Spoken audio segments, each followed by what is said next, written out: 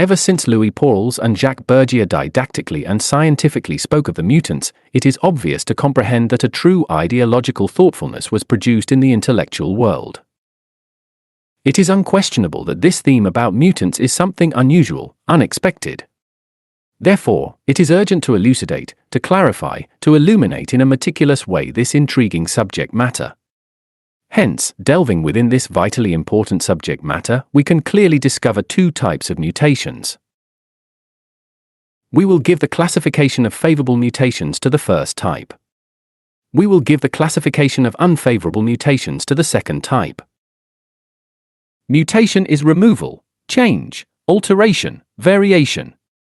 The foundation, base, support, and groundwork of the mutant is sex. Louis Pauwels and Jacques Bergier believe that cases of authentic mutants are shown in prodigious children. Dr. J. Ford Thompson, after having examined 5,000 children in England, found among them a bursting fury of intelligence. Among the last 90 children of 7 and 9 years of age who were examined by this psychiatrist, 26 had an intellectual quotient of 140, which is equivalent or close to genius. Dr. Thompson stated that strontium-90, a radioactive product which penetrates into the body, may be the cause of it. This product did not exist before the first atomic explosion. The two North American sages C. Brooke and Robert K. N. Reeds wrote in their distinguished book entitled The Nature of Living Things that they believe they can demonstrate the following: presently, the assemblage of genes is suffering a perturbation. As a result of this, and also because of the effect of still mysterious influences, a new race of human beings endowed with superior intellectual powers is arising. This is a very daring thesis that must be accepted with a certain prudence. It is clear by all means that the inheritance atom has been localized within the chromosomes. It is entirely evident that the biological inheritance can be radically transformed in order to originate the mutant. It is unquestionable that in the will for sexual transmutation and the Sahaja Maithuna, such as we taught in Chapter 26 of this 1969 to 1970 Christmas message, a frightful sacrifice and an authentic psychological rebellion, or better if we say, a declared insurrection against our biological inheritance exists. The mutant is the obvious and manifested outcome of this very special type of psychosexual rebellion. We, the Gnostics, need to profoundly study the cardinal and definitive laws for the scientific mutation. Any legitimate mutant of a favorable type is the specific outcome of distinct crystallizations of the sexual hydrogen Si12. It is unquestionable that the cited hydrogen represents the final outcome from the transformation of the food within the marvelous laboratory of our human organism. It is obvious that this is the primordial matter with which sex works. This is the prime substance of the great work, a substance which the sexual center fabricates very wisely. It is certain that the N seminis and its peculiar hydrogen Si12 is seed and fruit at the same time.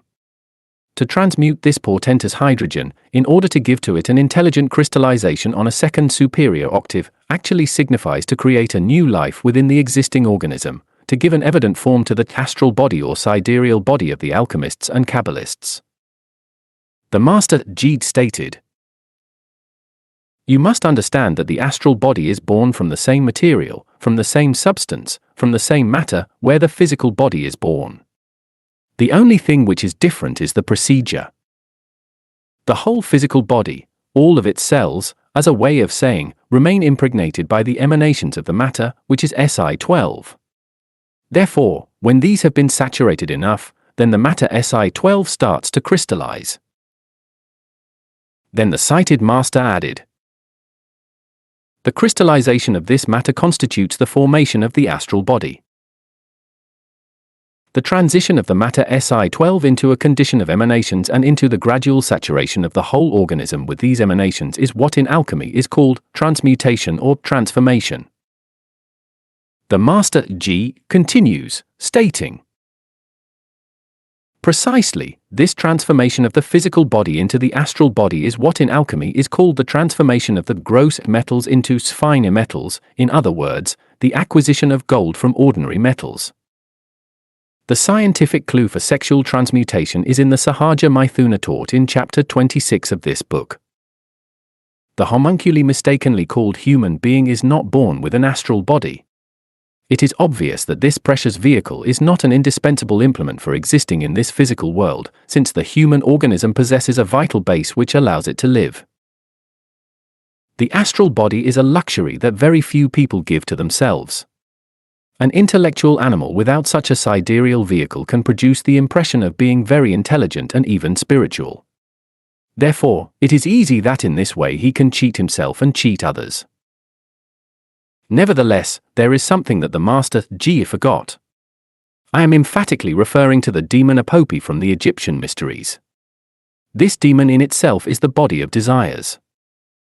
It is obvious that the pseudo-esotericist and pseudo-occultist clairvoyants confuse such a demon with the precious astral body. The horrible demon Apopi, base of all passional bestiality, is found in intimate relation with the grand sympathetic nervous system. Let us delve a little more within this very important theme. Let us delve into profundity, into the mind. Allow me the freedom to disagree with the famous Dr. J. Ford Thompson. Frankly, I do not believe that those famous prodigious children, discovered by the cited psychiatrist, could be mutants. Let us remember that the ego is memory and that it returns into new human wombs. It is unquestionable that after each death, the ego reincorporates again. There is a vulgar statement that says, it is not because the devil is a devil that the devil knows too much, but because he is very old. In this day and age, in life, the egos are very old, they have returned into this world too many times. They have abundantly repeated what they know, what they learned. Therefore, the outcome of this repetition is the so-called prodigious children, who are people who know their job marvelously. That is all. The miserable homunculi falsely called human being still does not possess the authentic solar mind. He only has an intellectual, bestial understanding. The rational animal, even when he might be a prodigious child, is not a mutant. To conceive that a mutant can exist with a lunar, animal, bestial type of mind is the breaking point of absurdity. This is only possible in the mutants who are qualified as unfavorable. Unfortunately, the great clairvoyants from the reactionary pseudo-esotericism and pseudo-occultism are also mistaken. Lamentably, they confuse the demon high, horror of Osiris, with the legitimate mental solar vehicle. It is unquestionable that the cited intellectual demon is the lunar, animal mental body which presently is occupying the human organism, the place which the authentic Christ mind from the favorable mutation should occupy. The intellectual animal is not born with the solar type of mental body, he must build it if what he wants is to convert himself into a favorable mutant. It is obvious that the alchemist, by means of the Sahaja Maithuna, can and must transmute the sexual hydrogen Si12 by passing it into a third musical octave. The outcome of such a procedure is the crystallization of that cited element into the splendid and amazing form of a suprasensible mental solar vehicle. This is the Christ mind of the Gnostic Arhat, an extraordinary outcome of sexual mutation. This specific type of mind differs very much from the animal intellect, as water differs from oil. Another very discussable theme, which is in no way irrelevant in this chapter, is the causal body or body of conscious will. It is clear, obvious, and manifested that the clairvoyants from some pseudo-esoteric and pseudo-occultist systems also become lamentably mistaken about this body. This is due to the fact that they confuse the essence with the causal body. The essence in itself is just a fraction of the human soul that is incarnated within ourselves. This essence is bottled up within the ego, it is engulfed within the lunar bodies. It is unquestionable that the homunculi mistakenly called human being is submitted to the law of recurrence. He is not capable of originating anything new, he is a victim of circumstances. Each time that the ego returns into this valley of samsara, it repeats exactly all of the acts of its previous lives, sometimes in elevated spirals, sometimes in lower spirals. In this day and age, within the cheap pseudo-occultism, much is spoken about the law of epigenesis, the capacity for originating new circumstances. It is obvious that only the authentic human beings with conscious will can modify their destiny and originate a new order of things. The intellectual animal has not built the body of conscious will, the causal vehicle. The wretched, rational homunculi is always a victim of the eternal laws of return and recurrence. The place within ourselves that should be occupied by the causal body is unfortunately occupied by the demon Nebt of the Egyptian mysteries. It is obvious that such a demon is the living personification of evil will. We need to create the causal body if what we sincerely want is to incarnate the being. Only the being is capable of doing. Only he can modify the circumstances and exercise with mastery the law of epigenesis. Whosoever truly wants to build the causal body must transmute the sexual hydrogen Si12 and pass it, by means of the Sahaja Maithuna, into a fourth musical octave in order to crystallize it in the excellent form of the vehicle of the conscious will. The authentic mutant possesses as a fact and by his own right the four bodies: physical, astral, mental, and causal. The vital condition for the second birth is to possess the four bodies of alchemy. Whosoever incarnates his being reaches the second birth and becomes a twice-born, he becomes a legitimate mutant. Therefore, it is unquestionable that the type of favorable mutant is the outcome of the positive crystallizations of the sexual hydrogen Si12. Nevertheless, we must not forget that unfavorable mutants also exist. They are negative crystallizations of the sexual hydrogen Si12. I want to emphatically refer to the practitioners of Black Tantra, to those alchemists who spill the cup of Hermes, to those who ejaculate the ens seminis during the Maithuna. Those alchemists develop the abominable Kundabuffer organ and fortify the three traitors of Hiram Abiff and the demons of Seth within themselves. These three traitors, Judas, Pilate, and Caiaphas, are the same three demons of the Egyptian mysteries cited in this chapter: the demon of desire, the demon of the mind, and the demon of evil will. The unfavorable mutant is found between the dilemma of disintegrating his false crystallization or entering within the submerged devolution, within the circle of the terrible necessity. The unfavorable mutant cannot incarnate his being within himself. He is, as a fact, a cosmic failure. Indeed, the unfavorable mutant is a perverse homunculi, but never a true human being. It is obvious that in order to become an authentic human being, one is required to have previously built the solar bodies and to have incarnated the being. Therefore, a human being, the legitimate mutant, the true adept, is as different from the intellectual animal as the day is to night.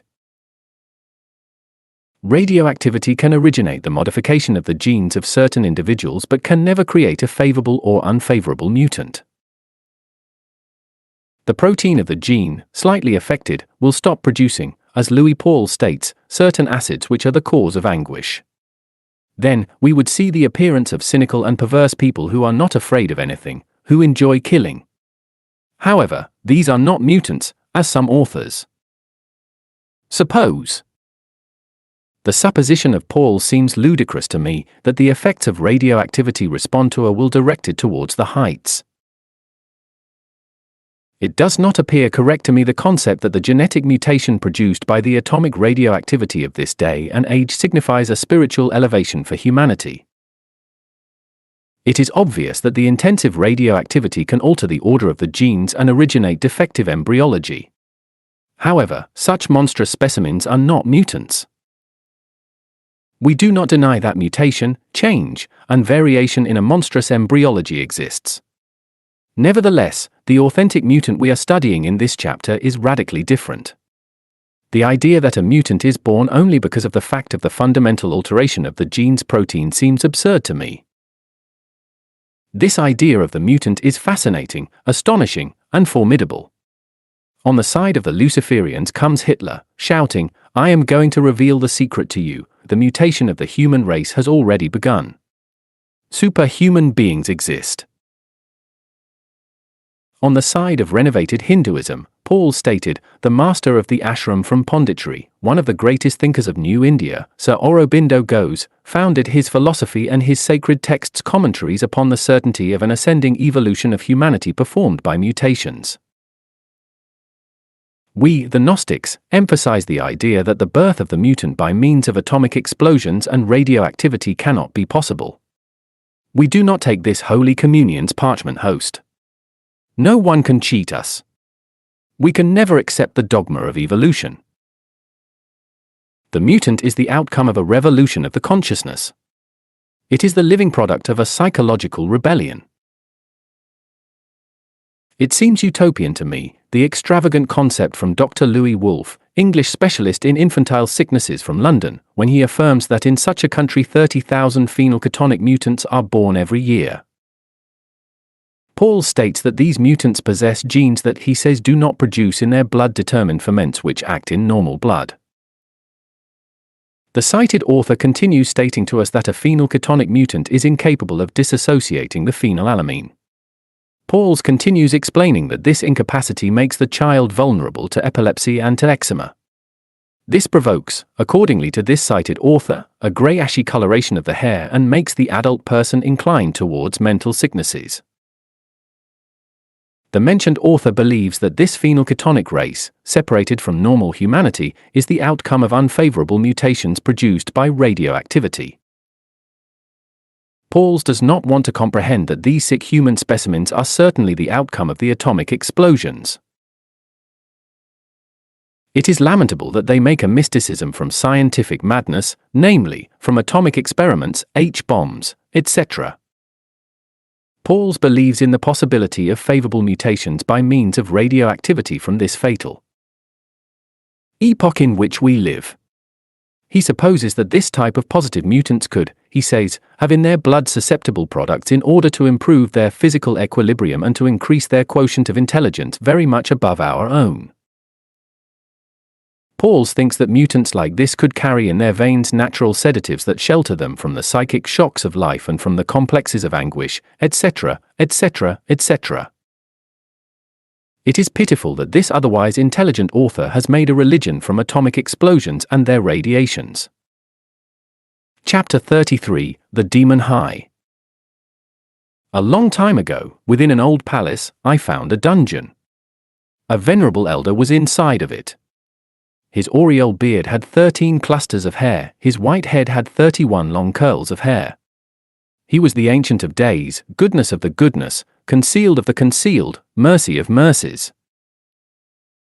His neck was like a tower of ivory, his eyes like the fish pools in Heshbon by the gate of Bath Rabbim, his nose was as the tower of Lebanon which looks towards Damascus. Then I fell on my knees biting the dust of the earth. And while holding a dagger in my hand, I shouted with anguish. I exclaimed with all the strength of my soul, I killed him. I killed him. Strange vision. The years passed by, the days of my wild youth were gone. Then, finally, I understood. It is written with fiery letters within the book of the law that the fallen bodhisattvas enter into the cycle of the terrible necessity accused of 3 crimes. First, to have assassinated their Buddha. Second, to have dishonored the gods. Third, many other different, common and current crimes. I was a fallen bodhisattva. Yes. Yes. Yes. It is unquestionable that if I had not repented, I would have entered into the submerged devolution of the mineral kingdom. Have you ever heard of the Count Zanoni? Like him, I also had an immortal, physical body. In the ancient continent Mu, after the departure from Eden, I, with my heart contrite, re-entered into the mysteries. I swallowed soil. Yes. Yes. Yes. My body was entombed, the gods know this. The initiatic resurrection came after 3 days. I utilized the 4th dimension in order to escape from the sepulchre. The holy women treated my Lemurian body with many medicines and aromatic ointments. During the course of more than 10,000 years of incessant earthquakes and erupting volcanoes, that ancient continent Mu was submerging itself within the boisterous waters of the Pacific Ocean. Nevertheless, I continued to exist with my immortal body on the Atlantean continent. I led many mystical peregrinations that went sometimes towards Yucatan or to Teotihuacan. To achieve the immortality of the human organism would seem more than impossible for the people who are not versed in revolutionary Gnosticism. Present sages particularly want to achieve this, but it is obvious that they do not know our formulae. I confess that in that epoch, I especially liked very much to abide in a precious valley now covered by the stormy waters of the Gulf of Mexico. The fourth root race or Atlantean race notably evolved until reaching its objective. Then subsequently, it precipitated itself through the devolving, descending path. It is obvious that a descent always occurs after every ascent, for an ascension is always followed by a descent. When the continent that was known with the name of Atlantis was submerged within the Atlantic Ocean, some survivors continue to exist in present lands, as the studies of paleontology have already started to suspect. I want to emphatically refer to two types of people. The first ones were the famous troglodytes, who were Atlanteans in a decisively devolving state. Obviously, they were submerged within the most frightful barbarian state, such as the Occidental science has discovered when finding their unmistakable remains within the profound caverns of the earth. The second ones were Atlanteans in an evolving state. These historic Pelasgians were very educated people who, from the first igneous manifestations of the second Transapalnean catastrophe, initiated their return towards the oriental regions that were their place of origin. This is the origin of the universal tradition of the exodus of Io from the Garden of Hesperides, Poseidon, throughout all meridional Europe and through Bosphorus, towards Colchis and Armenia where, in accordance with tradition, the Ark of Noah was docked, or where the holy initiatic cult of Ararat or cult of the Aryan Mountains where the Tigris and Euphrates and other rivers are born, was established. A wise esotericist author stated, "These Pelasgians or Occidental Aryo-Atlanteans received a different name in each one of the regions of the world where they were spread out. They were called Cyclops because they had the eye of intuition still opened, since they were more or less depositaries of the initiatic truths. The gigantic constructions that they built were labeled Cyclopean constructions. It is clear that from the North American Pennsylvania until the Oxus and the Aral throughout Europe and Africa still such astonishing constructions in ruin are shown. They were called Tyrians and Titans because of the godit or Hercules who was commanding them. Regarding Hercules, there exists a more abundant amount of data than what is believed to exist. They were called Chalcas or Chaldeans or Chalcidians because of their anti-Atlantean origin from the Chalcas country, which they used to return to, also because of knowing the copper, Chalcas, and because of developing themselves in an age of frank decadency. They were called Akkadians because of their navigating knowledge and because of having passed through the sea with their redeemers, their leaders. They were called Arcadians, which was a deviation from Akkadians, or it was a reference to the ark or symbolic boat that recalled them. They were called Chalchidians or Chalchians as a deviation of the word Chalchis, knowledge of numeration, or the hieratic hieroglyphic and symbolic writing, Kabbalah, etc. They were called Arameans or Aryan men, Druids because of their initiated priests and because of their fire cult, that is to say, their cult to the sun, to purity, to the truth buried in the catastrophe. They were called Ionos because of their Inca conductor or king priest, Io, Tao, Ioannis, etc. They were called Bretons or Brittanies from Brig, bright, the Aryan radical sign from that which shines, which glows, in other words, always and forever the sun. They were called Menfires or Menhis because they were Occidental people, or more commonly because of their fire cult. Thus, they named themselves and even the stones of their sepulchres Menhis. They were called Nahuas, Nahuales in Mexico and in certain parts of Arabia, Syria, etc., and Nebo, the initiatic wisdom. They were called Tuatas of Danand, for the same or similar reasons, already explained in another part. They were called Sumerians, from Suriah the sun, in Babylon and Nineveh, and Tihuanascos or Tihuanacos in Peru.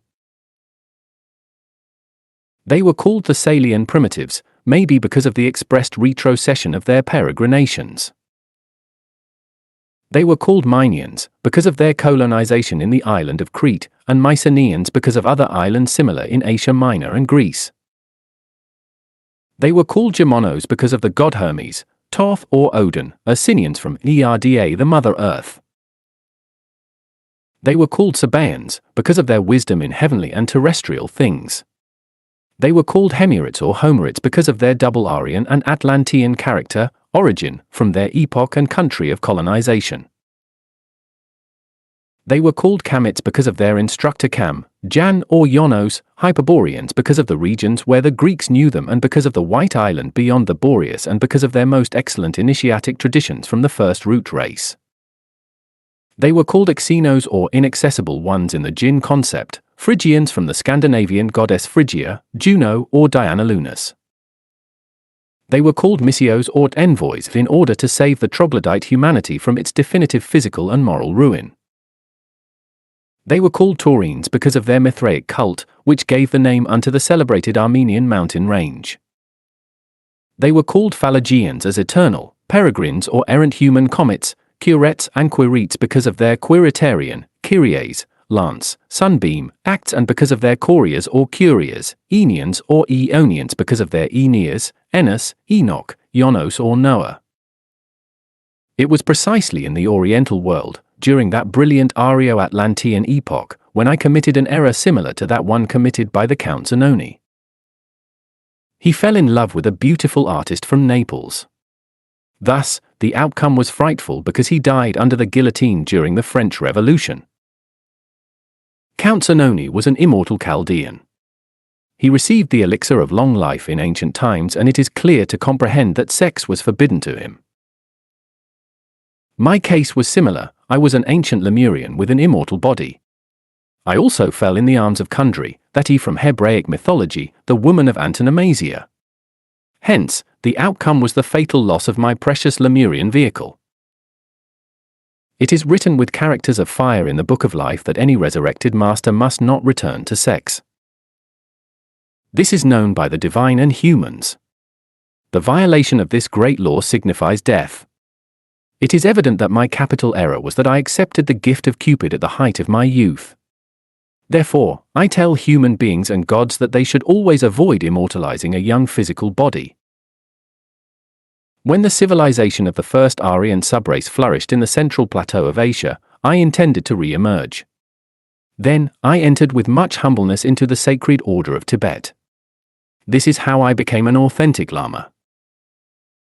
I had to build the solar bodies again by means of the Sahaja Maithuna. It is written in the Akashic records of nature that I then reconquered the second birth. Unfortunately, I committed certain extremely grave mistakes when I wanted to help the queen of my country with the sacred IT clue. I was expelled from this venerated order due to this mistake. I then continued in samsara. I returned into Egypt during the dynasty of the pharaoh Khephren. I achieved a lot then, but not everything. Presently, after having suffered a lot, I have returned onto the straight path. Now, I am standing on my feet anew. I know in depth the path of the revolution of the consciousness. Therefore, this is why I am the avatar of the new Aquarian age. All the intellectual homunculi, mistakenly called human beings, solely wish to liberate themselves from death. However, they do not know how to liberate themselves from life. Blessed be the ones who are dignified by the glacial beauty of the blessed goddess Mother Death. Blessed be the ones who destroyed the illusory wall of their vain existence, those who dissolved the I, and who were within all of the abysses. Death! That which was our whole yesterday, today is just our nothingness. Eternity! Sepulchral beauty! I wept a lot, I descended into the forge of the Cyclops, I shouted with the whole strength of my soul, hear my imploring voice, O Isis! Tear thy cowl, and thy unknowable star. Have pity on me, make me a sign of light. Eternity, return to me what thou tookest from me, my purple tunic, my wedding garments. Abyss from a profound mystery, reimburse me that which thy deepness absorbed. Sphinx from the desert of Egypt, open thine ear. Have pity now, O obscure night. What seas without shores, what an infinite night, what profound wells, what Stygian beasts I found within the interior of myself. Thus, I returned to the second birth dressed with the wedding garment of the soul. Thus, I learned how to die within myself. Now, I am a defunct one who can tranquilly study the Book of the Dead. I am alive, nonetheless, I am dead. Ah! If people could understand all of this. Hence, that night on which I returned into the sacred order of Tibet, I was happy. I left the cadaver of the terrible demon Apopi within the deepest abysses. Lord! Lord! How much I suffer when I see these mistaken, wretched people. They think that they already possess the astral body. However, they truly only possess the body of desires, the abominable demon Apopi. Beautiful work from my mother Kundalini. She reduced the frightful demon of desire into dust. But what about the mind? Woe! Woe! Woe! Alas! How terribly proud I was with my mental demon, with the frightful devil high. I also believed that this was the authentic intellectual vehicle. Oh, God of mine! The causa causarum of my lunar mental vehicle was lust. This is how I comprehended it. If I would have known it before. Yes! Yes! Yes! I knew it, but I forgot. I opened the Egyptian book of the occult abode and I studied chapter 40, which literally states, "Get thee hence, O demon high! Demon of the mind, horror of Osiris. Thine head, the mental lunar vehicle, has been cut by Thoth, Buddha, the innermost. The cruelties, the work on mental disintegration, that I have exercised on myself, has been commanded unto me by the hierarchies of heaven.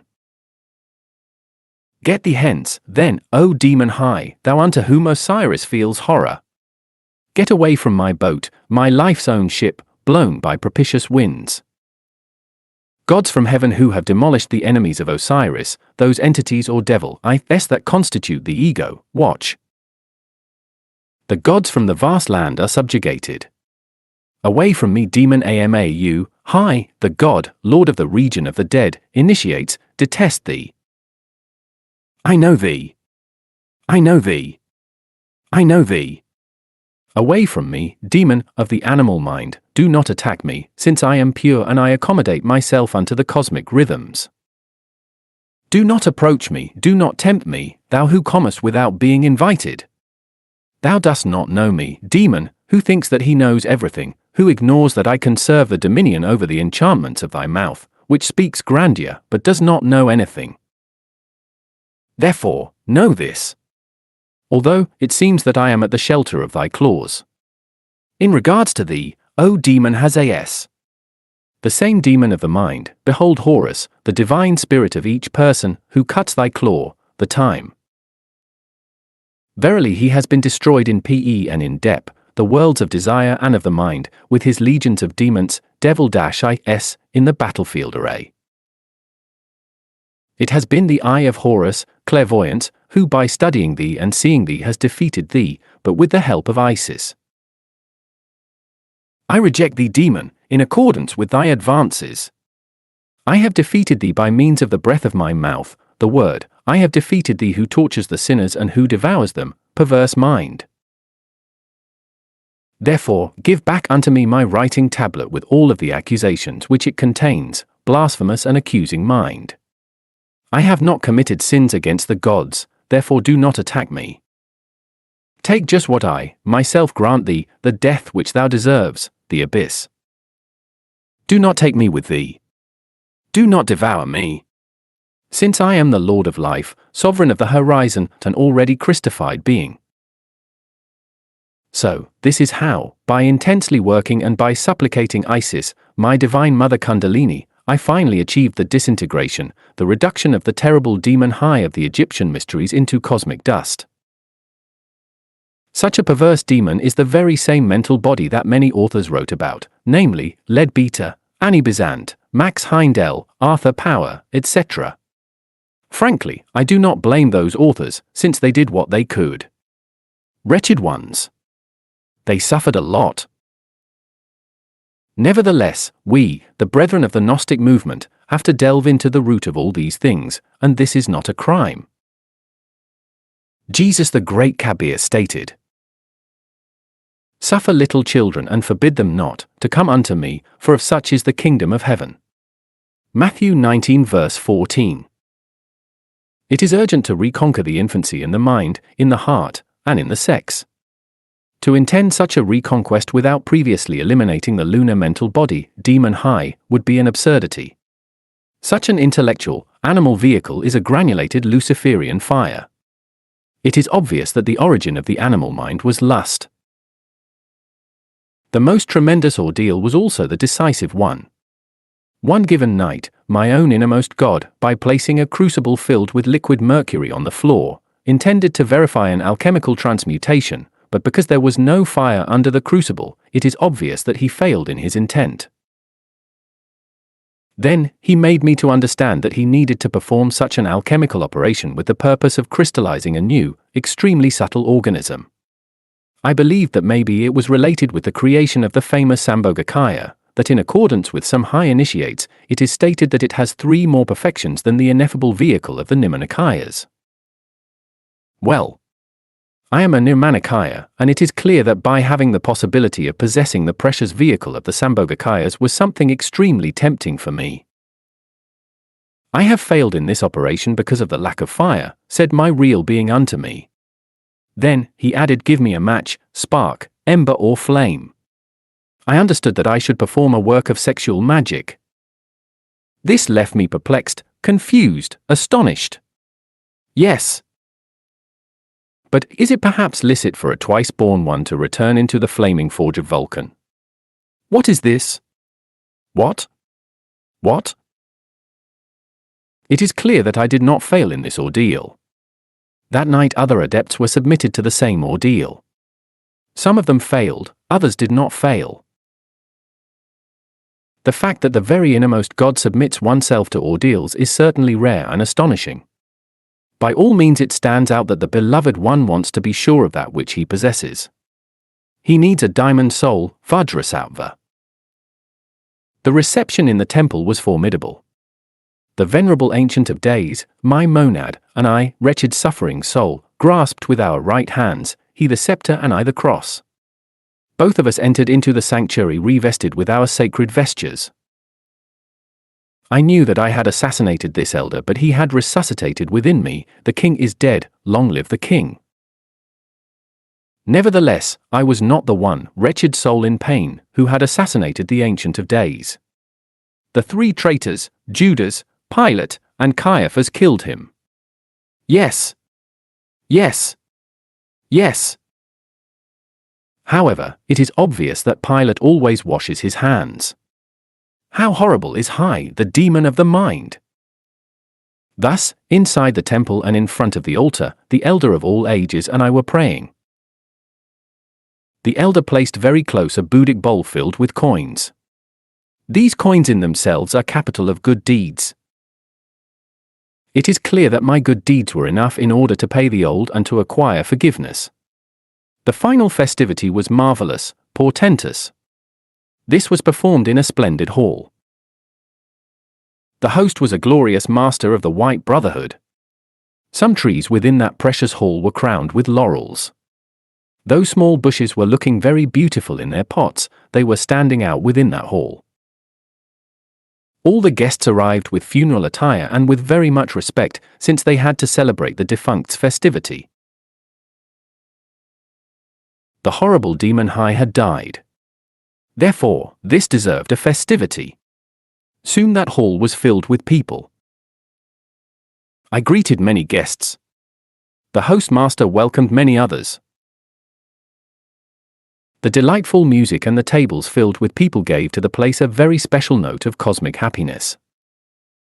I felt joyful when conversing with the great Hierophant. Now, I do not have lunar mind. Nevertheless, I can think. I use my solar mind, the one that I built in the forge of the Cyclops, Sex. Chapter 34, The Causes of Existence. We can and must classify the multiple causes of existence in 3 orders. 1. Physical causes. 2. Metaphysical causes. 3. Karmic causes. The first cosmic order of causality has already been studied, even though in a superficial way, by the men of the official science. The second causal cosmic order has been very deeply investigated by Oriental sages. The third causal cosmic order has been scrutinized with the open eye of Dangma by the Jivanmukta or self-realized adepts. All the known physical laws, like gravitation, cohesion, weight, etc., are included within the first category. The desire of living in this physical world, the longing for sentient life, which is a manifested result of the nidanas and maya, illusion, are very hidden within the second causal category. The laws of action and consequence are found within the third category. There is no effect without a cause. Before the dawn of the Mahamanvantara, the two first causal orders were destroyed. If the third order would have been destroyed, then the solar universe within which we live, move, and have our being, would never have been born in the infinite space. It is unquestionable that any planet or solar system that comes into cosmic existence is the outcome of karma. Yonder, in the Preterite solar system, which is now represented by all the moons of our present solar system of Ours, the gods intensively worked and even had their mistakes. The gods also commit mistakes. The worlds of the past solar system are now cadavers, moons. Each one of the present planets from our solar system is related with these moons. The Earth is no exception. This is known by the divine and humans. The Earth is a living reincarnation of the lunar soul. This is known by any Mahatma. Unfortunately, and as a breaking point of woes, our terrestrial planetary fire is very poor and is charged with lunar karma. This is due to the fact that the fruits of such a fire were formerly very poor in the lunar world. This is how it is written in the Book of the Law. We have this karmic outcome visible in this valley of tears. Indeed, this terrestrial humanity is a lost case. You know this. If the gods had not owed cosmic karma, then the Earth and the whole solar system of Ours presently would not exist. Before the dawn of the great day, the invisible which is and the visible which was remained within the eternal not being, the unique being. Chapter 35, Atomic Bombs in Orbit. Russia is organizing a space horror. The sound note of caution was given in Washington. They said that these infernal atomic loads can be detonated by remote control. This very unpleasant Machiavellian system of horror consists of a series of atomic bombs in orbit, which are abominable, execrable, and horrifying. Indeed, life upon the face of the earth is now becoming almost impossible.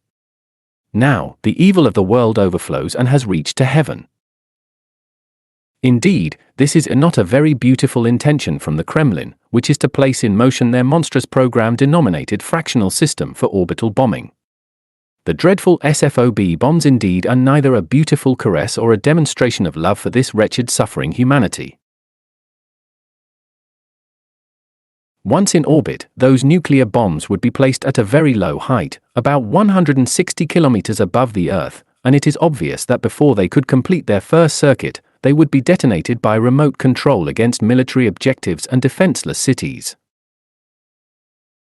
It is indubitable that these horrendous SFOB bombs would fatally navigate a fraction of an orbit before its detonation. The lower altitude would give to these devices the possibility of not being detected by the swift, watchful radar system possessed by the United States of America. We have been notified that the Russians have carried with success at least 13 scientific SFOB-type experiments. It has been said to us that the initial 7 orbital atomic experiments failed, but they said that the following 6 ones were a complete success. It is obvious that the Yankees, USA, are not meek sheep either. Thus, we can be absolutely sure that not only will they imitate Russia's example, but moreover, they probably will invent something worse. A Soviet minister threateningly shouted about a Pacific coexistence or atomic war. Unfortunately, Tyrians and Trojans hate peace, and this is already demonstrated with clear, blunt, and definitive facts. In these instances of world crisis and demographic explosions, alarming symptoms of world war exist everywhere. The radioactive particles from nuclear explosions will profoundly alter the superior zones of our terraqueous atmosphere.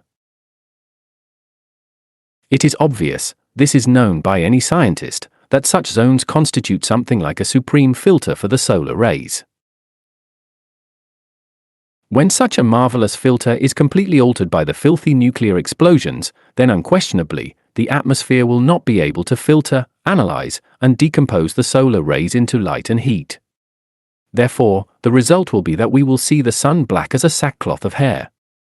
Revelation 6 verse 12. It is important to know that the superior layer of the planetary atmosphere is the living support of our world and that its alteration will cooperate in the intensification of earthquakes and seaquakes. Then the cities will break down, turn into dust, and maritime waves, tsunamis, never seen before will lash the shores. It is written in the Christian gospel that a very strange sound will emerge from within the very bottom of the seas. Unknown sicknesses, never discovered before by medical science, are already appearing as a consequence of atomic abuse. The phosphorus of the human brains will be contaminated by the radiations and many people will lose their reasoning and will go mad around the streets. Hospitals will be loaded with sicknesses and there will be no relief. It is evident that the waters of the earth and heaven will be also contaminated. Therefore, the harvests will be lost. These will not be utilized by the hungry multitudes due to the fact that the crops will be contaminated by atomic radiation.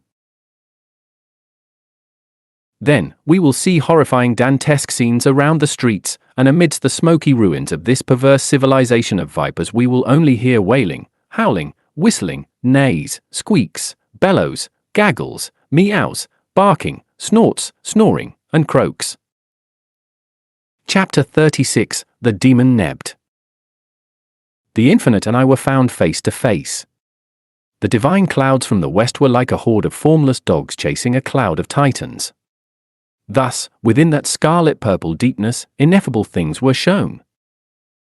Suddenly, the obscure frieze became illuminated by the sun, so its goldenness, internal and delicate, sidereal and pure, broke asunder into exquisite splendors, with mysterious moon-like paleness that slowly vanished within a placid opalescent and silvery vision.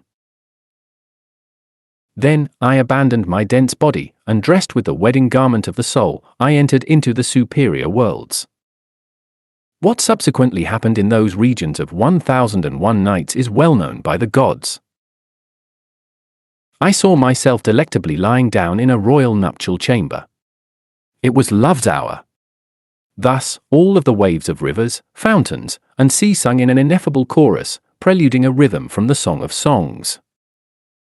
The blessed incense from the exhaled perfume of all flowers was floating as an enchantment. This was irradiated within the zephyrs, which with the humming of their wings, were essaying a concert of kisses and sighs. It was the nuptial hour. Nature, coming out from chaos, still dazzled, inebriated with youth and beauty, virginal and sacred, veiling herself in mystery, was smiling. "Kiss me, my love," said to me the Eve of Hebrew mythology, or Chondrigia, Herodias, the woman as a symbol. "I will kiss thee as a sister with a sacred osculum. I abhor animal passion, thou knowest it." The dense forest, having the presentiment of the new day, was covering its wooded grounds with rumors. The happy and playful water was running away among canes and trembling reeds, while the angel of the mist was shaking the miraculous drops of his wings upon the flowers. It was the nuptial hour. The land from 1001 nights was sleeping as a delectable virgin under her chaste veil, and when the divine sun as a lover surprised her in order to kiss her with sanctity, he illuminated heaven. Thus, bathed in splendor, filled with the dawning, I abandoned the royal nuptial chamber and went out with her. We walked slowly, slowly, slowly, until the edge of an old precipice. "Be careful," exclaimed the maiden spouse. I answered, "Do not be afraid. The danger is not here, it has already passed by." The danger was really there, inside in the nuptial chamber. It is not the ending of which you have to be afraid, but the beginning, whose outcome becomes this abyss. Hence, after uttering these words with a voice which surprised even my own self, the maiden lover from that delectable ordeal disappeared, as a dint of magic. Then, the beloved one, Atman, my real self, the innermost, the secret master, came unto me. The blessed one joyfully advanced towards me in the act of teaching me and greeting me at once. the venerable one came attired with the sacred garment of the principalities. His steps were preceded by my spiritual soul, Buddhi, who was also attired with the same vesture. I, the wretched human soul, the causal or superior manas of theosophy, joyfully embraced my twin sister, Buddhi. The blessed one was staring at us and smiling. Ah! I said unto myself, I must eliminate the frightful demon of evil will from my own interior nature. This demon is the horrifying Nebt of the Egyptian mysteries. Thus, only by doing this can I earn the right to use the sacred vesture that I see on my sister and on my beloved one. May the gods furnish me with thy throne, O Ra, furnishing me likewise with thy glorious body. I travelleth over the paths of Ra at daybreak to drive back the demon Nebt, the demon of evil will. He cometh in disguise behind a column of passional flames. Thus on a narrow and long corridor of esoteric ordeals, he unexpectedly attacks me. Verily, relevant to the dangers expected unto me, I have been warned in advance. I attaineth unto thy boat, O Ra, and behold I sitteth therein, thus I receive the rightly deserved offerings. This is textually taken from the Book of the Dead of Ancient Egypt. On earth, peace towards men of good will. If people could understand what this phrase signifies. If they could learn how to perform the will of the Father. If they could intentionally dissolve the demon Nebt, the devil of evil will. Then the earth would become an Eden. Each one would learn to respect the free will of his neighbors. Nevertheless, woe! Woe! Woe! Everything in this world is lost. All of the human beings want to dominate their neighbors, they want to climb, to show themselves off on the top of the ladder, to boast of themselves. The abominable demon Nebt powerfully reigns upon the face of the earth. Therefore, during those disquieting days of intensive esoteric work, I had to study this sinister demon of evil will very deeply. I am referring to the terrible Nebt. It is written that any intellectual animal carries inside the horrendous Caiaphas, the third traitor of Hiram Abiff. If Judas, the dreadful demon of desire, the abominable Apope, is thus so depraved, if Pilate the tenebrous one of the mind, the hideous devil high, causes us too much pain with his indignant justifications and washing of hands, then what can we say about the horrendous Caiaphas? I saw my own demon of evil will, climbing up step after step throughout the stairs of my own abode. It is unquestionable that he possessed a Caesarean, impotent, and terrible aspect. To reduce into cosmic dust this perverse demon of evil will is only possible with the power of the Divine Mother Kundalini, the igneous serpent of our magical powers. It was necessary for me to study in a detailed way all of these occult concomitances.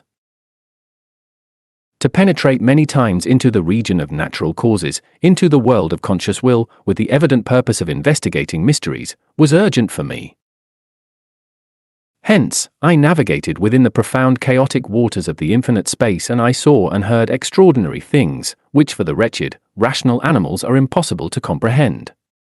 It is clear that in a state of perfect lucidity, in the world of conscious will, I received direct information about the work. Then, I comprehended in an integral way the displeased attitude of many people who unjustly are wrathful with me, just because I do not accept their theories. Woeful creatures? During a very deep samadhi, I saw many boats with white sails which were adorned with multiple diamond signs. Crosses, roses, diamantine stars were adorning the mystic boats of that profound ocean. Solar boats, Mahatmas, diamond souls, Jivan Muktas, Mahatmas, navigate within the waters of the chaos. When one is very close to God, one must be very prudent. Whosoever eliminates the third traitor of Hiram Abiff is converted into a diamond soul. The Egyptian Book of the Occult Abode states, I, Osiris, hold a threat over the tempest of heaven. I wrap with bandages and fortify Horus, the good god, continuously, by means of the esoteric work. I, whose forms are diverse and multiple, receive my offerings in the hours established by fate. The tempests are immobilized in front of my rostrum. Behold that Ra, the Logos, arrives accompanied by 4 superior divinities. Everybody sails in heaven on the solar boat. I, Osiris, I depart on my journey at the hour established by fate. Thus, mounted upon the cordage of the solar boat, or diamond boat, I begin my new existence. Chapter 37, The Seven Cosmo-Creators.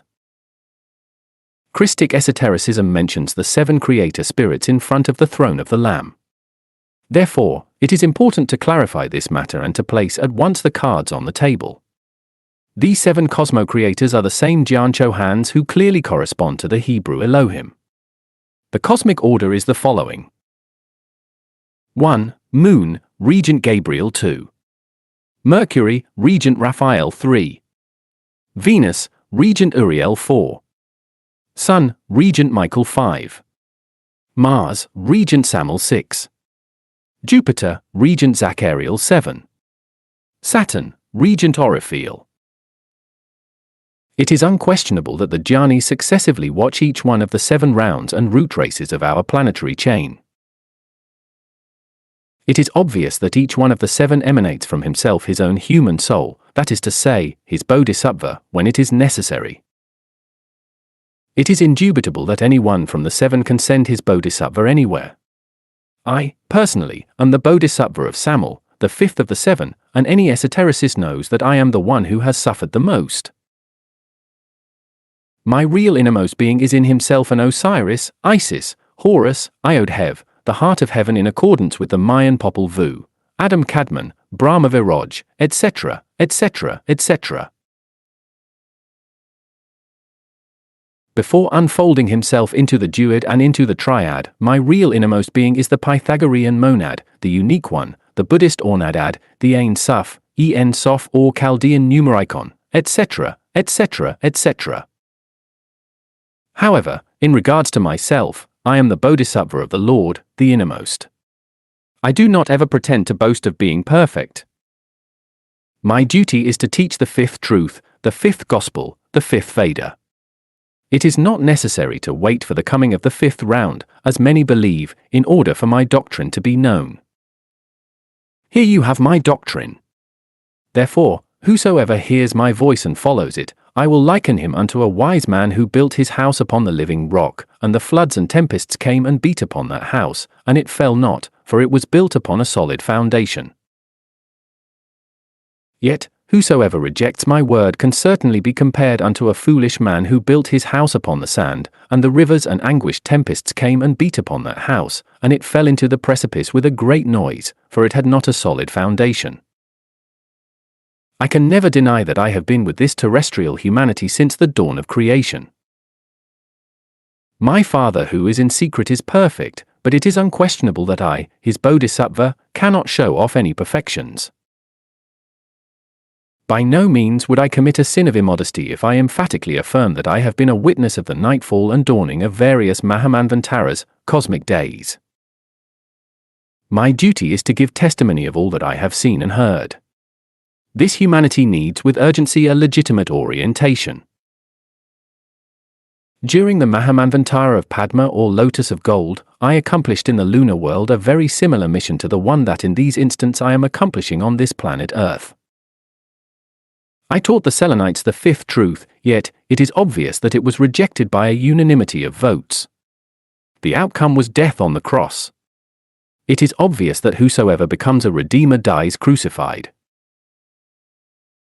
Some few Selenites accepted the 5th gospel.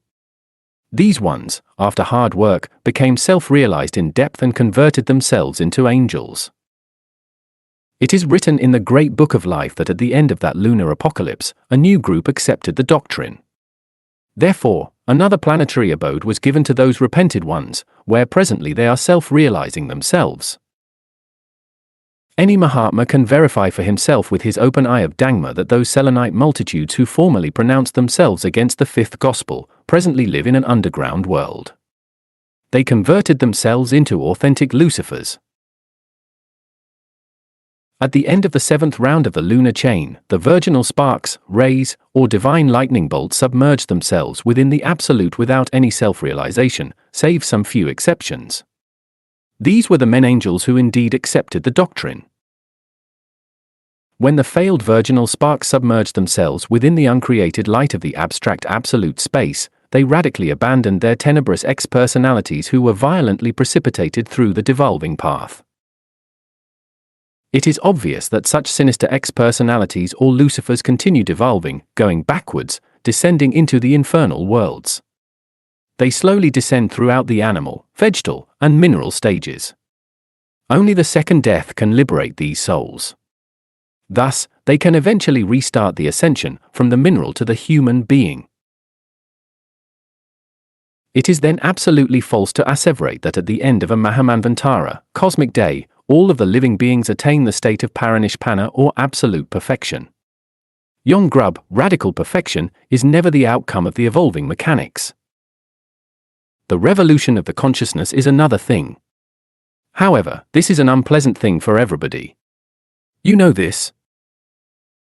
Jesus, the great Kabir, stated, "If any man will come after me, let him deny himself, and take up his cross, and follow me."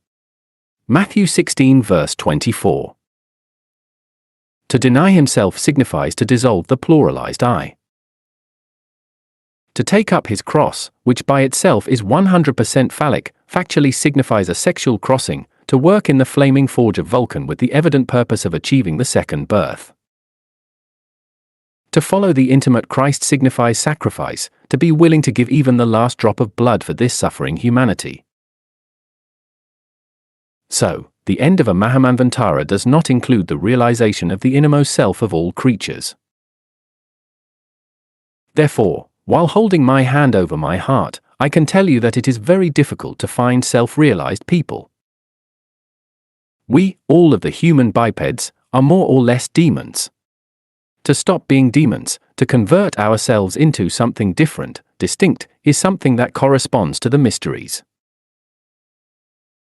Nevertheless, why would something be given to people that they do not want if they, the multitudes, are happy with the way they are, if they do not wish to be different?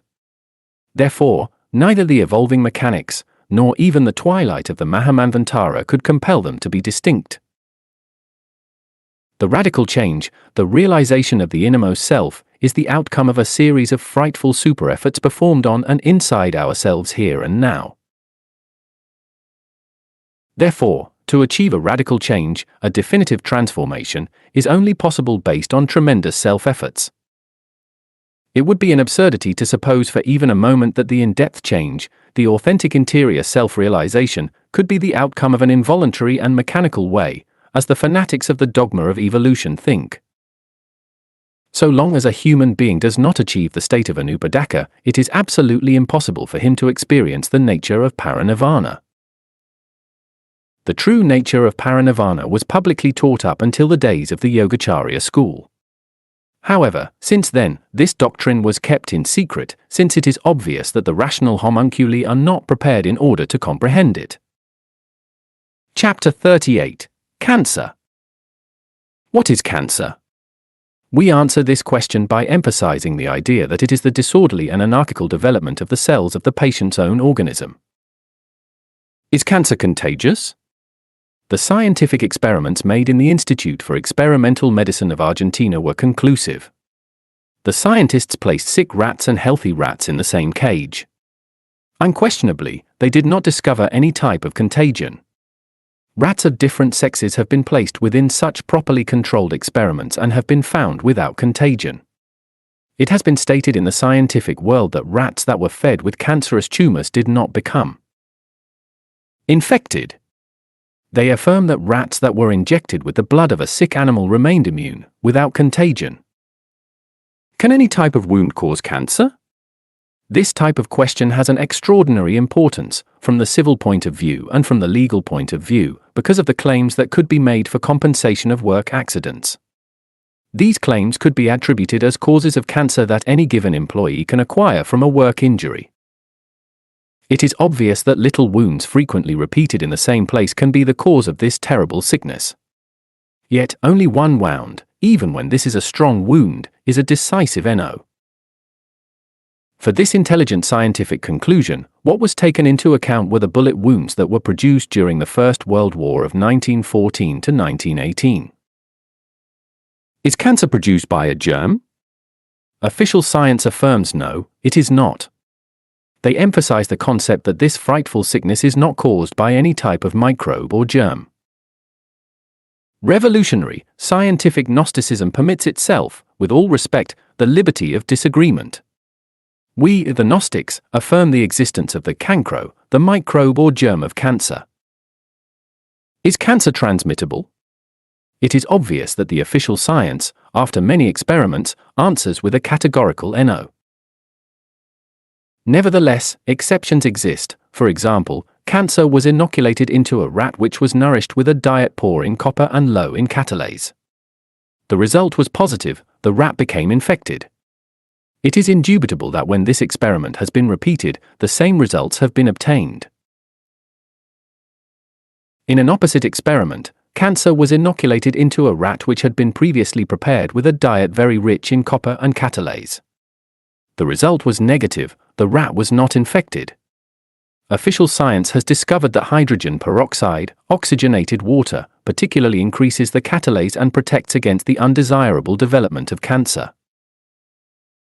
We understand that the germ of cancer, the terrible cancro, is developed in organisms that are poor in copper and catalase. It is unquestionable that the cancro cannot be seen, not even through the most potent electron microscopes. However, if this dreadful sickness can be transmitted to organisms which are poor in copper and catalase, then it is obvious that such a microbe exists. The germ of cancer develops and unfolds within the fourth dimension. It only allows itself to be observed in the tri-dimensional world through its destructive effects. It is indubitable that in the future the most powerful electron microscope will be invented. Then, the cancro will be perceptible for the ultramodern scientists. It is obvious that this fatal germ arrives to the planet Earth submerged within the electromagnetic currents from the constellation of Cancer. By all means, Cancer is the karma of fornication.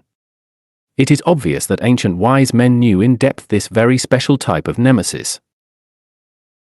Here in Mexico, a very special plant exists that can cure cancer. I want to emphatically refer to a certain bush plant which is known in the region of Ixmiquilpan, state of Hidalgo. The name of this bush plant is Aranto. Ancient Aboriginal people baptized this plant with the indigenous name of Olaga. The complete data, which is delivered by our beloved Gnostic brother Alfonso Silva, is very interesting. Mr. Mario Aponte, chief of the office of the former Electric Force and Light Company from the Mexican Republic, Misquiahuala, Hidalgo, was attacked by a sickness in his gums. It is obvious that he did not acknowledge it. He then traveled to Mexico City with the good purpose of consulting the physicians from the Electricians' Union. They diagnosed him with cancer of the mouth. Unsatisfied with such a diagnosis, the mentioned gentleman consulted other doctors. However, the diagnosis given by all of them was the same. Mr. Aponte returned to Misquiahuala very afflicted. Obviously, he could not remain absent from his office for a long time. This cited gentleman narrated that a little old lady from that place made the agreement of healing him with a vegetable tea, which she, herself, would give him to drink in his presence. This was because she feared the patient would not drink the remedy by himself. The results were extraordinary. In a period of 8 months, Mr. Aponte was radically cured. He continued drinking the tea of this old lady. It was not necessary for her to give him the tea or to beg him to drink it, because the sighted man was asking for it daily. 1 month later, the doctors from Mexico City, with astonishment, had to acknowledge that the cancer had disappeared. The Gnostic brother Alfonso Silva continued by saying, "To this date, from the people who I had offered the Laranto Chorb or Lager, I remember the name of Mrs. Luisa Lara de Barita, who is my sister-in-law. She was close to being operated on within the Social Security Institute for a cancerous tumor. It was the type of tumor in the womb, something very grave.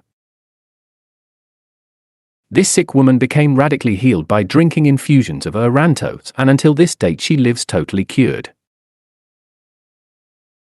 Thus, our Frater Silva continues by telling us, Mr. Augustin Uribe's spouse, we do not wish to reveal her address, was prepared by the physicians with the purpose of extracting a tumor from her liver.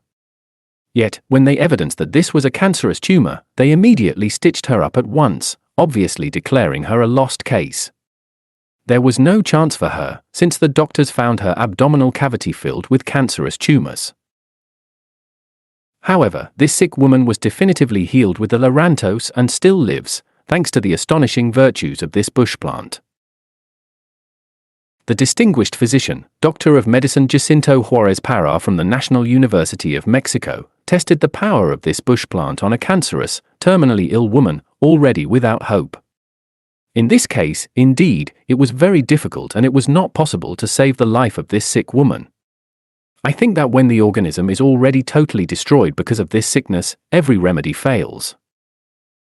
Dr. Juarez considers that research with the electron microscope can and must be performed on this whole plant. By centrifugation, the nucleus, the lysosomes, the ribosomes, and the microsomes must be separated in order to make a spectrophotometric analysis of each one of the parts of this plant. This would be for the intelligent purpose of discovering its colloids, enzymes, and its print element or oligo element. It must be investigated, says Dr. Juarez, to see which intracellular portions of this cited plant effectively act over the cancer. The mentioned physician continues saying that every cancerous patient who is diagnosed through stimulating cytology and biopsy will be medicated with the Loranto, as well as dosages of catalase and copper, and later he will again make another measurement with the diagnostic data. Catalase and copper are low in cancerous people, and this is already completely demonstrated. It is necessary to investigate the amount of sanguineous catalase and the dosage of copper in the plasma. Any organism poor in catalase and copper is a proper field for the complete development of the dreadful cancro. Chapter 39, The Triple Dominion of Seth. Lo and behold, that the white shining eye of Horus cometh. The brilliant eye of Horus as a mystic lookout cometh. It harmoniously cometh in peace, it sendeth forth rays of light as Ra, the intimate Logoi in the horizon, and, thanks to meditation and with the help of the sacred snake, it destroyeth the triple power of Seth, the ego, according to the decree. It leadeth him on, and it taketh possession of him, towards the infernal worlds, and the flames of this divine eye are kindled against him. May I bring adoration unto its regenerative flame, my divine mother Kundalini, that cometh and goeth about, she has the power of eliminating all of those perverse entities or screaming quarrelsome eyes that constitute the ego. It cometh and goeth about heaven encircling Ra, the intimate Logoi, and maketh him reign upon the divine ordering. O Ra, verily, the divine eye of Horus liveth, yea liveth within the sanctuary of the great temple, the divine eye of Horus liveth, yea liveth, and its esoteric name is Anmutef, the Book of the Dead. It is unquestionable that the multiple tenebrous entities which personify our psychological defects constitute the ego, Seth. Therefore, the triple power of Seth is clear, obvious, and manifest. It is obvious that the red demons, eyes, or tenebrous entities of Seth express themselves through our body of desires, Judas, through our mental animal vehicle, Pilate, and through our bestial will, Caiaphas. We already stated in former chapters and now we repeat in this one again that the intellectual animals mistakenly called human beings still do not possess the authentic astral, mental, and causal vehicles. It is very painful to have to emphatically affirm that instead of these mentioned solar vehicles, these wretched rational homunculi, indeed, only have three perverse demons within. These are the three wicked friends of Job. It is obvious that this perverse race of Adam is 100% diabolic. It is unquestionable that these wretched people do not have their being incarnated. My words might seem severe to many readers, however, we must not hide the truth. How difficult it is to build the glorious bodies of Camur? These Christic vehicles can only be created in the flaming forge of Vulcan. The nativity of the heart, the incarnation of the being within ourselves, is only possible if we dress ourselves with the garments of Osiris, the solar bodies. Nonetheless, I tell you, woe unto those who after having reached the second birth continue alive. Those ones, O God! will convert themselves as a fact into Hasnamasan, abortions of the Divine Mother Kundalini, with a double center of gravity. It is obvious that the being dressed with the wedding garment of the soul, to Soma Heliakun, constitutes in himself an ineffable and terrifically divine solar entity. It is obvious that Seth, dressed with the triple tenebrous aspect of the lunar bodies, assumes the undesirable form of a lunar, abominable black magician. For instance, when one invokes the Hasnamas Andramelech, then either the white master or the black master can concur to the invocation. Nevertheless, both personages are the same individual. Therefore, after the second birth, which the great Kabir Jesus talked about unto the great Rabbi Nicodemus, one finds oneself between two paths, the right-hand path and the sinister path. It is evident, clear, and manifest that the left-hand path is the path of the Hasnamasan. This word is plural. The singular pronunciation is Hasnamas. This order of concomitances invites us to think in the inevitable urgency for a radical and definitive moral asepsis from the very beginning. Such intimate asepsis is achieved by reducing into cosmic dust all of those red devils or tenebrous eyes that express themselves within ourselves through the three wicked friends of Job. As a sequence, we can emphasize the irrefutable idea that to intend the radical elimination of the three traitors of Hiram Abiff, without the previous death of the pluralized I, Seth, would be an absurdity. Indeed, and by all means, it is easy to understand that each psychological defect is found personified in some tenebrous form. Buddha taught that the ego is constituted by a sum of psychological aggregates, devil eyes. Such aggregates are perishable. The unique thing that within ourselves assumes transcendental aspects of everlastingness is our innermost Buddha. Unfortunately, this wretched humanity does not have him incarnated. This secret Buddha is so distinct from our body, our mind, and our most intimate affections, as oil is to water, as day is to night, as winter is to summer. It is frightful to know that the secret Buddha is the judge of ourselves, of our own affections, sentiments, thoughts, desires, loves, passions, etc., etc., etc. That my being is the judge of myself. This is terrible, yet it is true. Therefore, by no means does my interior Buddha want me to exist. He wants my radical death. How beautiful it is to die from moment to moment. What is new arrives only with death. The secret Buddha becomes our best friend only after the death of Seth, the ego. The reason for the being to be is to be the being himself. Chapter 40, Return and Reincarnation. Behold, I am here in peril in front of the grave of the General Pancho Villa. I call with a great voice, I invoke, I beckon. The sails palpitate, shaken by the nocturnal breeze, as the wings of birds in flight, and the air upon the face of the gusting whirl minutely wrinkles the blue silk, a silken yarn of crystal stamens. Then, someone terrible from within the profundity of the black sepulchre answers. It is the phantom of the noble general. He upbraids me with severe words. His ex-personality gets up, he recognizes me, because I was also in the division of the North. I enrolled with my people in his army. Then, I exclaim, go back now into your sepulchre. Thus, that shadow returned into the sepulchral fossa. Later on, I visited some other pantheons. I invoked my ancient comrades of battle. Thus, they came unto my call, dispersing races and trampling upon centuries. Amazingly, the laws of time were girding each soul to its tomb, who with a lugubrious howling was shouting, here I am. Thus, O God of mine! From within every sepulchre was emerging, as by dint of magic, some of my comrades who died on the field of battle. All of them recognized me. I conversed with all of them. Then after, each one of them returned into his sepulchral fossa.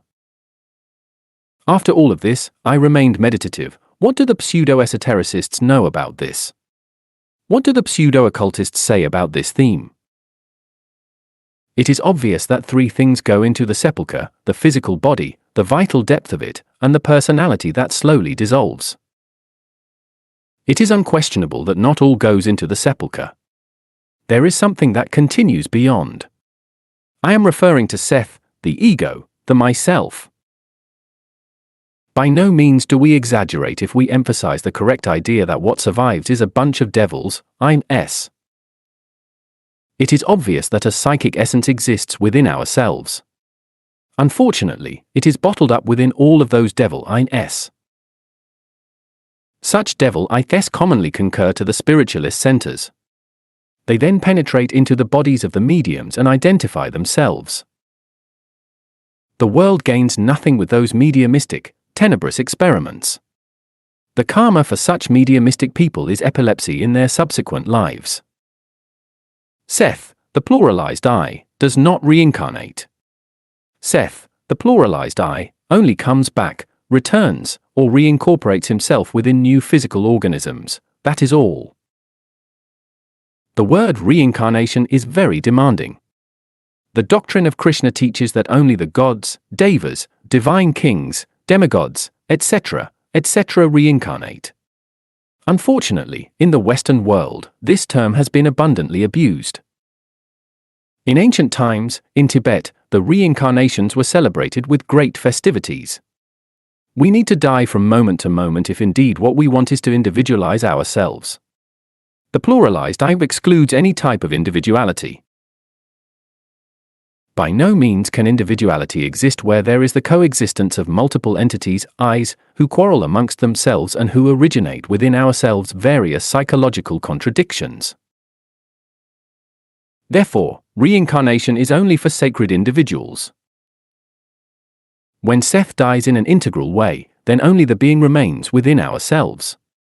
The being is the one who gives us authentic individuality. When Seth is disintegrated in a total way, then the consciousness, the soul, is liberated and becomes radically awakened. Thus, the interior illumination arrives. It is obvious that much later, we must attain the upper individuality, if indeed what we aspire to is the final liberation. In proportion, as we elevate ourselves throughout the marvelous gradation of this complete revolutionary development, we then become completely aware of the fact that in the previous levels that we were working in, we almost always committed the mistake of confounding the shadows with the realities. When we have achieved the final liberation, throughout many deaths and renunciations, each time more and more terrific, then any Mayavic veil will cease to exist for ourselves. Chapter 41, The Akashic Records. Any deductive or inductive logical system invites us to comprehend that the whole history of the earth and of its root races could not have been lost. The Hindu sages frequently state in their books to us about that which we can indeed denominate Akash, the causa causorum of the ether of science. This Akashic substance is the same omnipresent and omnipenetrating Okadanak, which fills the whole infinite space. All of the cosmic concentrations from the infinite space are the mathematical outcome of the multiple crystallizations of the omnipresent Okadanak. It is written within old archaic documents that when the human beings were still in possession of that sight which is called Oloesteskniana vision, the open eye of Dangma, then they could correctly perceive all of the cosmic concentrations from starry space. Hence, the human beings knew how to read the Akashic records of nature. In those foregone times, nobody ignored the memories of creation.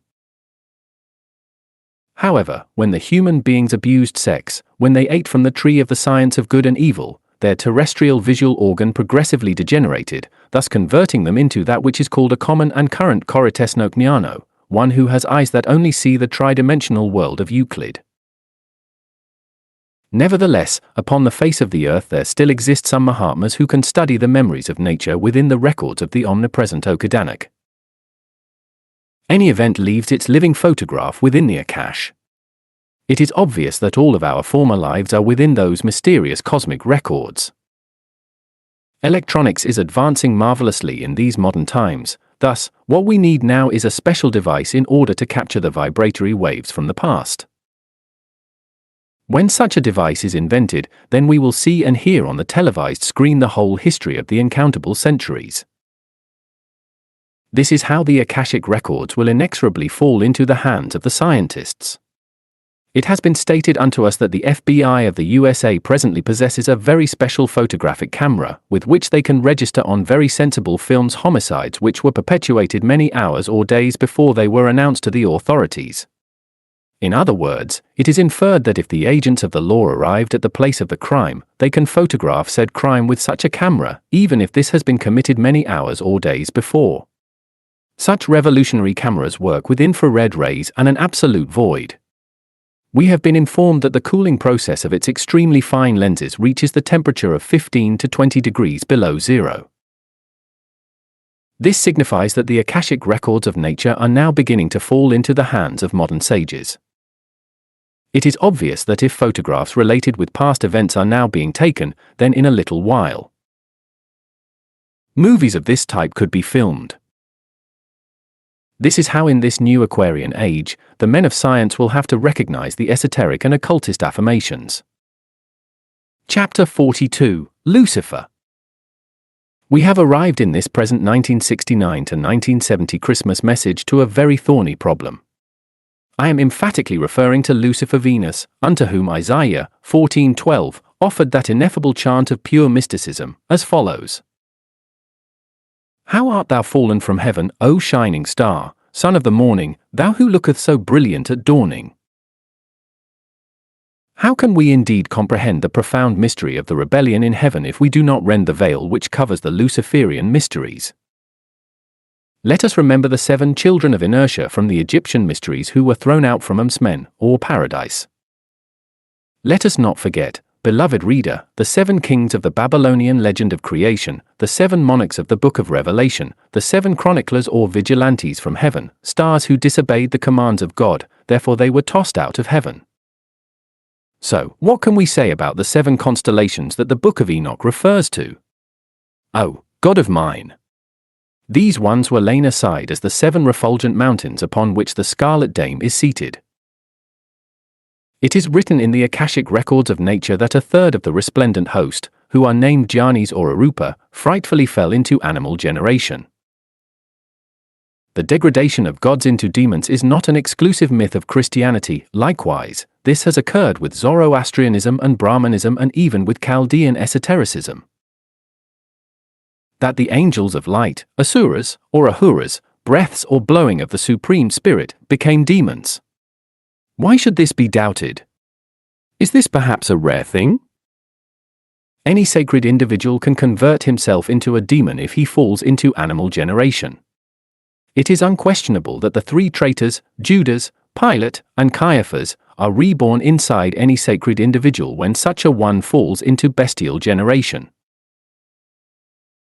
It is pathetic, clear, and manifest that the pluralized I, Seth, can resurrect like the phoenix bird from within its own ashes.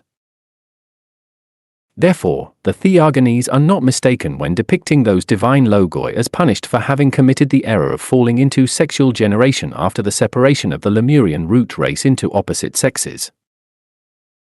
That they sacrificed themselves as Prometheus in order to endow the human being of that primeval infantile paradise with a conscious spirit.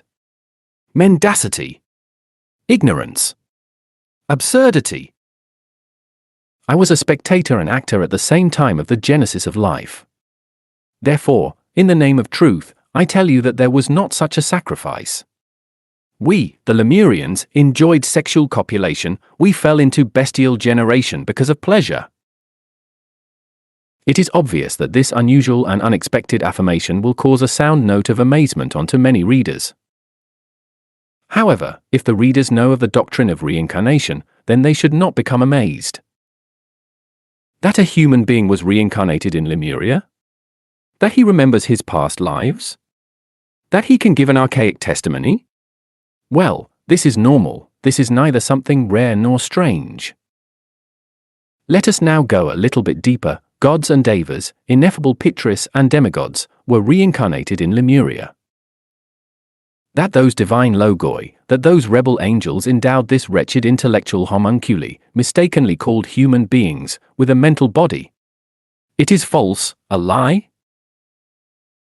The wretched rational animal, instead of receiving as inheritance the authentic mental body, the unique thing that he received was Pilate, the demon high of the Egyptian mysteries. The rational animal has not incarnated his spirit because he has not yet built his solar bodies in the forge of the Cyclops. The wretched tri-brained or tri-centered biped, erroneously qualified as human, is unconscious and ignorant. In the name of truth and at any cost, I see myself in the necessity of affirming that I also was a fallen archangel. Therefore, I have complete cognition of what I am writing in this message. I am not repeating somebody's theories, I affirm what I know. I repented of my errors, I rose up from the mud of the earth. Now I give testimony of these things. This wretched humanity gained nothing with the rebellion of the angels of heaven. It would have been better to have known how to obey the Father. The pseudo-esotericists and pseudo-occultists could object that after the human division into opposite sexes, sexual cooperation for the reproduction of the species was indispensable. This objection is not valuable for the gods. It is unquestionable that the men gods from Lemuria could have preserved their physical bodies throughout millions of years by means of the elixir of longevity of the alchemists.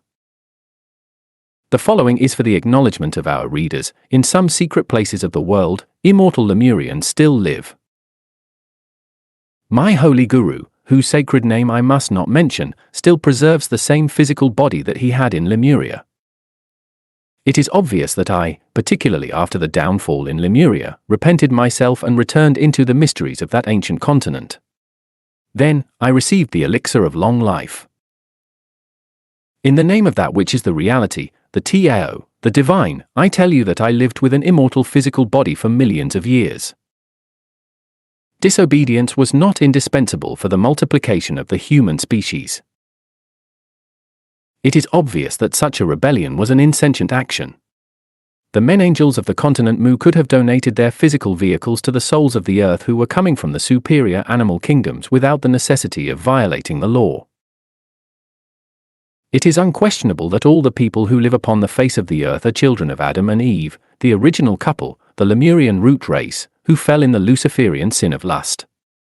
It is indubitable that the wretched people continue in the original Luciferian sexual sin. We are children of lust and we continue with lust. This is obvious, it stands out to the naked eye. That which is divine cannot be lustful. Therefore, we are not children of God, but of the devil. Let us remember the words of Christ when he stated, I speak that which I have seen with my Father, and ye do that which you have seen with your father. They answered and said unto him, Abraham is our father.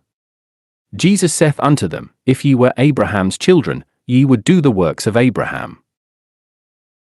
But now ye seek to kill me, a man that hath told you the truth, which I have heard of God, this did not Abraham. Ye do the deeds of your father. Then said they to him, We be not born of fornication, we have one Father, even God. Jesus said unto them, If God were your Father, ye would love me, for I proceeded forth and came from God, neither came I of myself, but he sent me. Why do ye not understand my speech? Even because ye cannot hear my word. Ye are of your father the devil, and the lusts of your father ye will do. He was a murderer from the beginning, and abode not in the truth, because there is no truth in him. When he speaketh a lie, he speaketh of his own, for he is a liar, and the father of it. And because I tell you the truth, ye believe me not. Which of you convinceth me of sin? And if I say the truth, why do ye not believe me? He that is of God heareth God's words, ye therefore hear them not, because ye are not of God. John 8 verses 38 to 46. Two basic fires exist within the human being and within nature. The first is the fire of Moha Kundalini. The second is the fire of Lucifer Venus. It is obvious that the first is a divine fire. It is unquestionable that the second is a diabolic, passional, lustful fire. Much has been stated about Agni, the god of fire, Daksha, the universal father of every force. Evidently, knowledge, as the supreme force for Zoroastrians, magicians, and alchemists, is the beginning of all forces. It is evident that we must search for such a supreme force within the central sun, which without any doubt is the most elevated among the four celestial suns. The last one among them is our physical sun, which is the original fountain of the sidereal light or astral light of Paracelsus and the Hermetic ones. If physically this force is the ether, in its more sublime spiritual sense that is related with the anima mundi, it is the origin of the stars that are crystic granulated fire. By confronting fires, inquiring, investigating, we discover with astonishment a notable igneous antithesis of a submerged lunar type. I want to refer to Lucifer, the tempting serpent of Eden, that fatal phahatic force that when developed within the human being converts itself, as a fact and by its own right, into the abominable kundabuffer organ, the tail of Satan. We can infer with all of this without the fear of being mistaken that Seth, the pluralized I, as well as the three wicked friends of Job, are vile granulations of the lunar Luciferian fire within the atomic infernos of the human being. It is obvious that the original human couple, the Lemurian root race, was the fatal sexual victim of the Luciferian serpent. The rebellion in heaven and the consequent downfall of angels is 100% a sexual problem. Lucifer, that vile worm who passes through the heart of the world, abides, as it is natural, in the depth of any organic or inorganic matter. This lunar Luciferian fohat exercises direct control upon a certain malignant atom in the coccyx, sexual organs, heart, and brain. This malignant Luciferian sexual impulse controls even our most intimate feelings. It is indubitable that this blind phahatic force of a Luciferian lunar type has hypnotized the whole humanity, submerged it into the unconsciousness. It is easy to comprehend that when this Luciferian fire crystallizes in the entire legion of devil ties that every one carries inside, the outcome is the unconsciousness.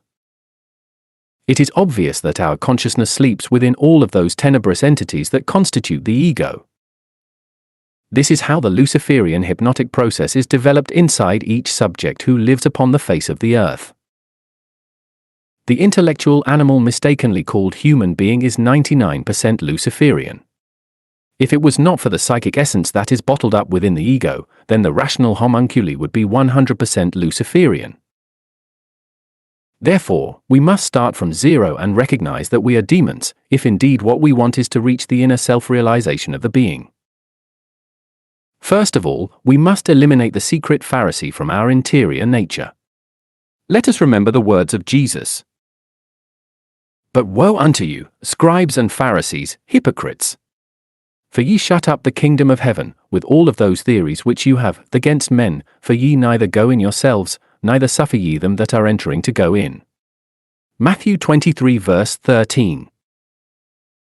Ye blind guides, who are not illuminated, which strain at a gnat, and swallow a camel. Woe unto you scribes and Pharisees, hypocrites! For ye make clean the outside of the cup and of the platter, but within they are full extortion and excess. Matthew 23 verses 24 to 25. Woe unto you scribes and Pharisees, hypocrites! Fanatic Puritans who commit crimes and thereafter wash their hands, for ye are like unto whited sepulchres, which indeed appear beautiful outward, filled with fake humbleness and with sublime pietistic postures, but are within full of dead men's bones, and of all uncleanness.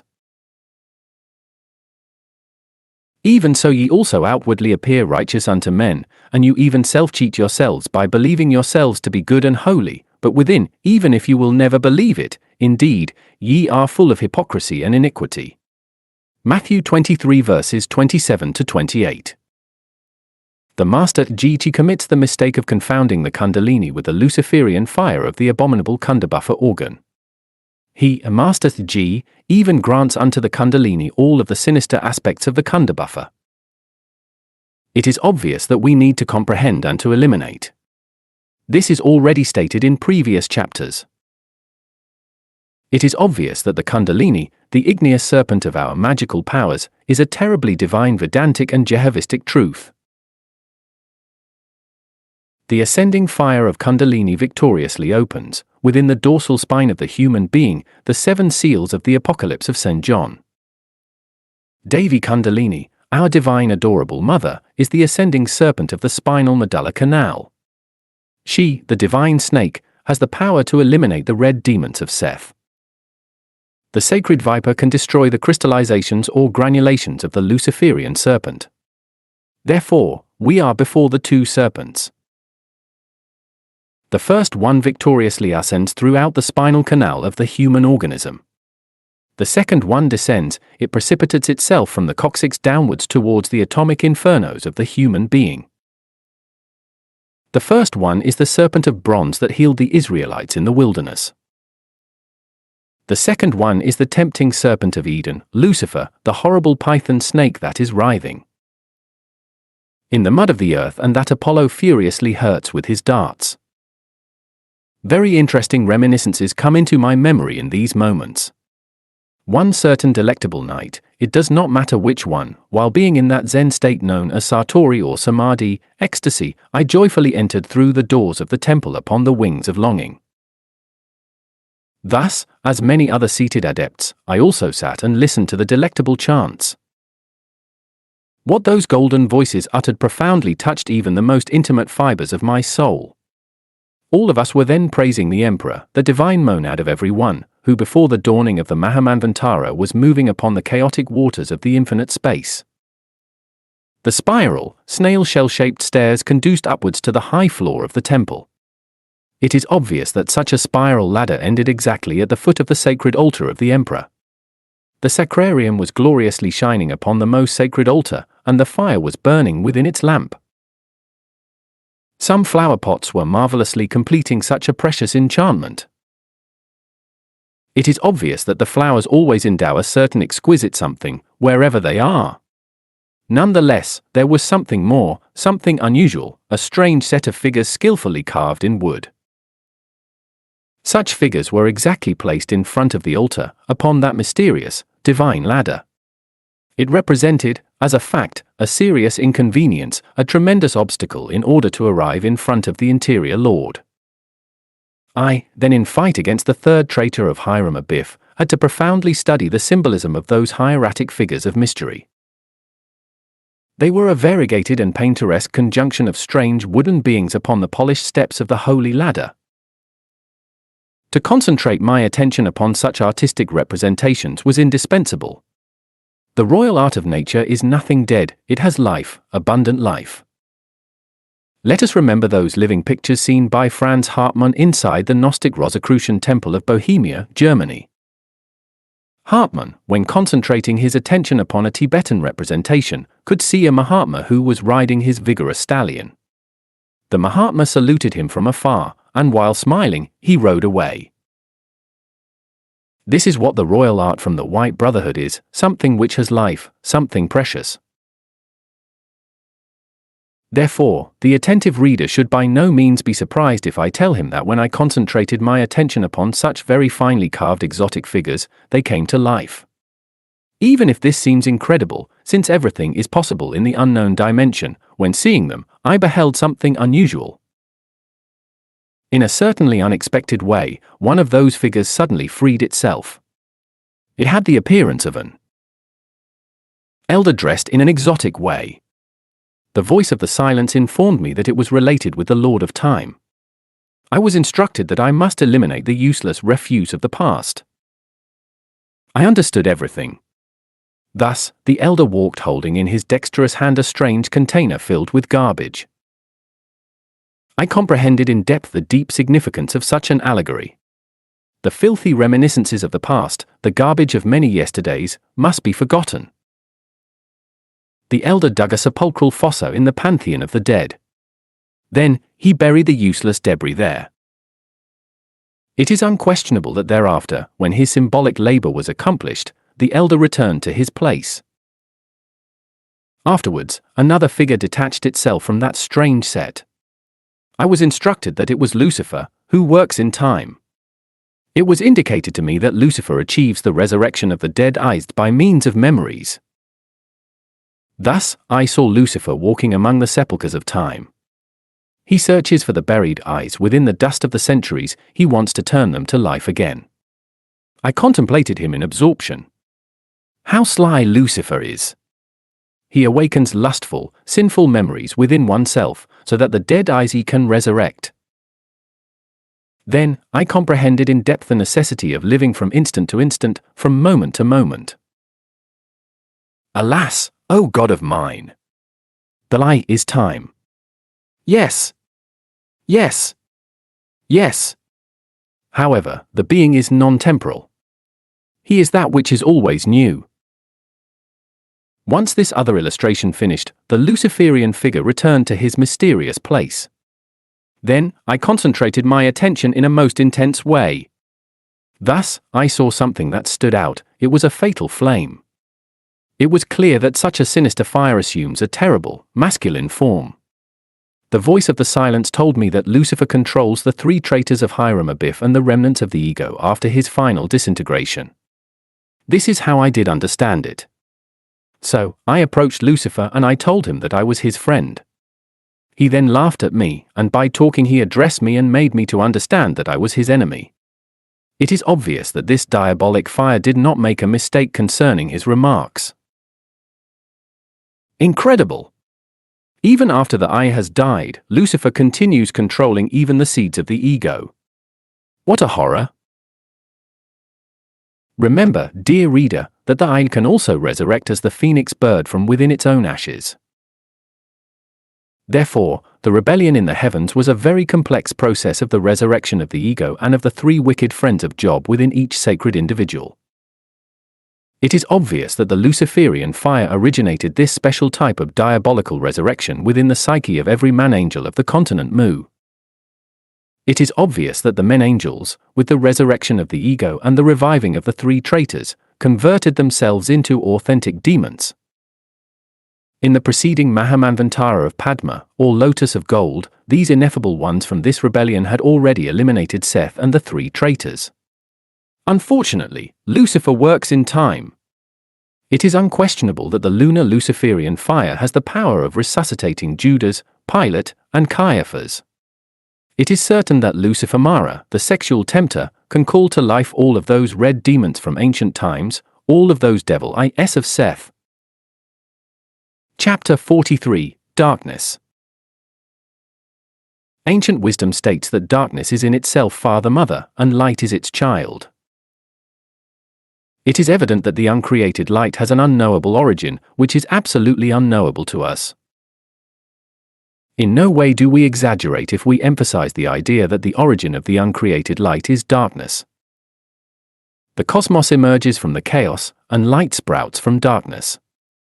Let us profoundly pray. Let us now talk about the borrowed, secondary, cosmic light. It is obvious that whatever its origin might be, and whatever its beauty might be, it has in its depth a temporary Samic character. Then, the profound, ineffable darkness constitutes the eternal womb, in which the origins of light appear and disappear. It is unquestionable that in this, our afflicted world of samsara, nothing is added to the darkness in order to convert it into light. It is clear that in this valley of bitterness, nothing is added to light in order to transform it into darkness. The logic of thought, or better if we say the tertium organum, invites us to think that light and darkness are interchangeable. Analyzing this from a rigorously scientific point of view, we arrive at the conclusion that light is only a mode of darkness, and vice versa. Light and darkness are two phenomena of the same noumenon, which is unknowable, profound, and inconceivable to the reasoning. The fact of perceiving more or less light that shines within the darkness is a matter that depends on our power of spiritual vision. A great being stated, "What is light for us is darkness for certain insects, and the spiritual eye sees illumination where the normal eye can only see obscurity." After the Mahamanvantara, the universe immersed into a pralaya, dissolved within its primordial element,